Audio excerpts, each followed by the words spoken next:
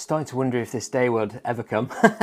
Jokes aside, my power keyboard has finally arrived.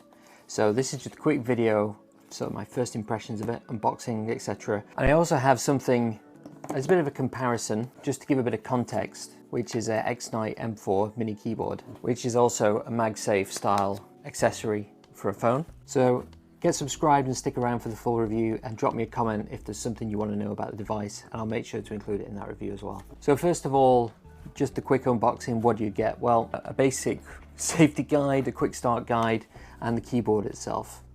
Now, my first impressions when actually just getting the device is, especially considering some of the noise that there's been on subreddit, I was sort of expecting, well, I didn't know what to expect really, and obviously there's a lot of people claiming it to be maybe a little bit on the flimsy side, whereas actually it's quite solid in the hand, maybe a little heavier than you might expect. Definitely compared to something like this keyboard, which is, I don't know if you can hear it, it's kind of a bit creaky.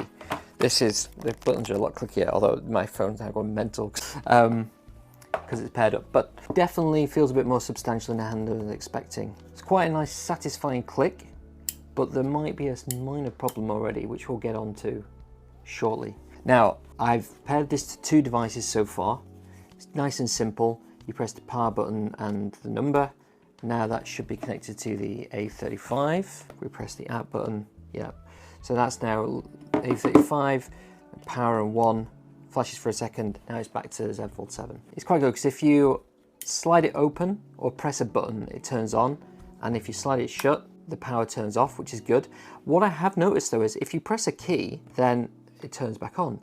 So if you are carrying this separately in your pocket, you could be like typing away on your phone if you're not careful, because when it's slid shut, it's not turned off. Of course, it has to work like that so that you could potentially have it separate and then, you know, start typing like hello, whatever, right?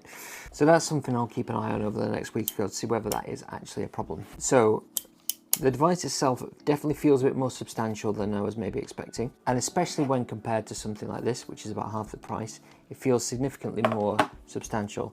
The keys as well are nicer than something like this. I've only been typing a little bit with it so far.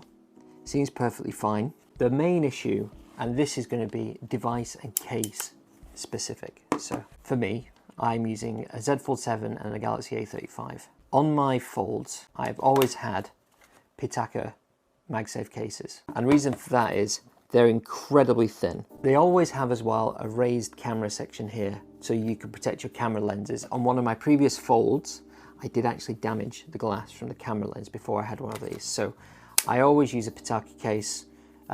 It doesn't cover the front, and I have damaged the front, but I'm more worried about the camera lenses. But here's a problem. This is not necessarily designed with folds in mind, or especially all cases potentially. And because there's a raised lip here where the camera lens goes, when you attach it to the MagSafe, I get a close-up shot, but it then raises this corner up. Now it is attached, and I can wobble it a bit and it doesn't come off. If I really shake it, it does come off.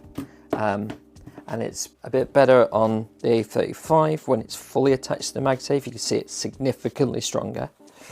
So to give it a fair shake, I've ordered a more normal case, which it has the camera protection, but it's got a cutout here to allow for MagSafe accessories. So it's going to depend on your device. It's something like a Pixel where the cameras are across the top, or an iPhone which is in a square.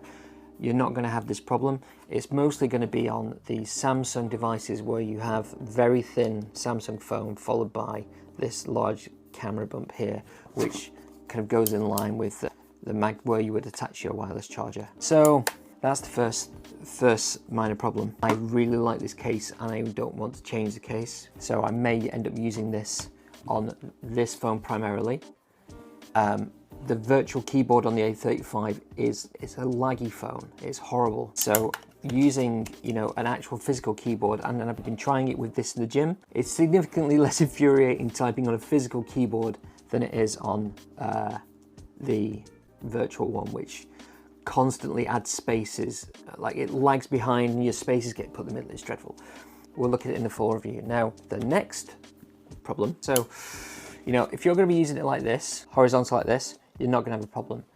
Now, if you hold your phone more vertical, what I've noticed is this. So I'm just going to try and hold it without... You see what happened? If I just slightly jiggle my hand, it closes itself. So if you're someone who tends to type with the phone in a more vertical orientation, which, you know, I tend to type like this, you know, typically. Now, if you're lying at sitting at a desk, it's going to be, you know, less of an issue. It's more if you're, I'm slightly concerned about how easy that is closing on itself. So I don't know if this is just this particular unit or whether it's a, like Steve Jobs, you're holding it wrong type of situation. Something I'll look into properly over the next week. Of course, a solution like this doesn't have a problem because it doesn't move. So you just attach it and then that's that. And in fact, I did 3D print one of these which fits my phone, and I'm just awaiting on the magnets to arrive. They should hopefully arrive in the next week as well. So yeah, quite a lot of testing to do over the next week or so. We'll see whether I like tapping on this enough to switch away from the Pitaka case on the Fold 7, if that works better. Alternatively, even if it's just that I use it more on this phone here, and you know, I have my Tab S11 Ultra, which I do have the full keyboard accessory for, but I often have this in a dock, not in a dock, but on a tablet stand as like a media device, not necessarily plugged into anything.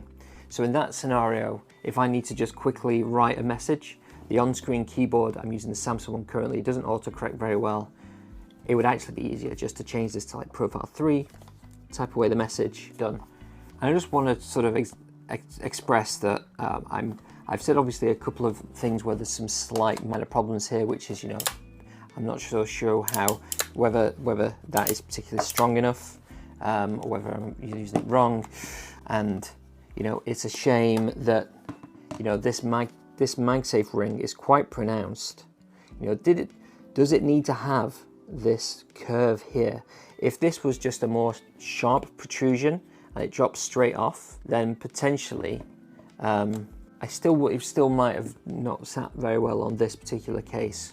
But I'm wondering, you know, if I was a really good graphic designer, which I'm not, I would get on CAD, you know, I'd look at the measurements here and I wonder, like, could you take this plate off here? Are these two separate pieces? And can you potentially 3D print a version which doesn't have this like extra curvy sort of relief, and it's just, you know, like this, like just a pronounced circle the size of the MagSafe thing? Because I know, you know, when putting this on here, it can fit. If it's just the size of the MagSafe ring, it can fit. But I'm not a graphics designer. I've tried using CAD recently, and it's a whole other skill set that I just don't have, and I don't have the time to learn. So yeah, I want to stress that, I mean, there are some good aspects to this as well. The keyboard is nice. The device feels solid. I don't know if I want to weigh in too much on wobble gate. There is some shake there, but I think you're always going to have some shake in something which, you know, look at the pivot point there. There's going to be some shake involved. It's the question of whether it gets worse over time or whether that is annoying to you. There is a situation though where I may, if you use it like this, you know, if you use it like this, potentially you could type in landscape, you know, full screen, not too bad, without sort of having to worry about it sliding down, because, you know, you've got it like this. It's a little on the cramped side. Thumbs kind of hit the screen just a tiny bit, but I think this is potentially okay. I mean, it's a little on the cramped side really, but again, there is this issue of this curved relief here, just hitting the camera thing on this particular case. So I'm going to do some extensive testing on this now, for this next week. Do drop me a comment if there's something you want me to test. I've got two devices here I'm going to be using it on. The A35 for the gym, and the Z Fold 7 here as a sort of daily driver, and also connecting it to the S11 Ultra and the PlayStation and all that jazz. Pros so far: keyboard is solid, the actual keys themselves are quite nice. The Bluetooth, being able to switch between devices, is excellent, and it's fast and it's responsive. From being off to turning on, it's like a second. It's really good, really responsive. Negatives: maybe this slidey thing is just a little on the weak side for a heavier device. if you tend to use it more up, and also the fact that it's curved and it doesn't fit this case particular. So yeah, if you found this interesting, subscribe. There'll be more videos on this coming soon. Thank you for watching, and I'll see you in the next video. Cheers.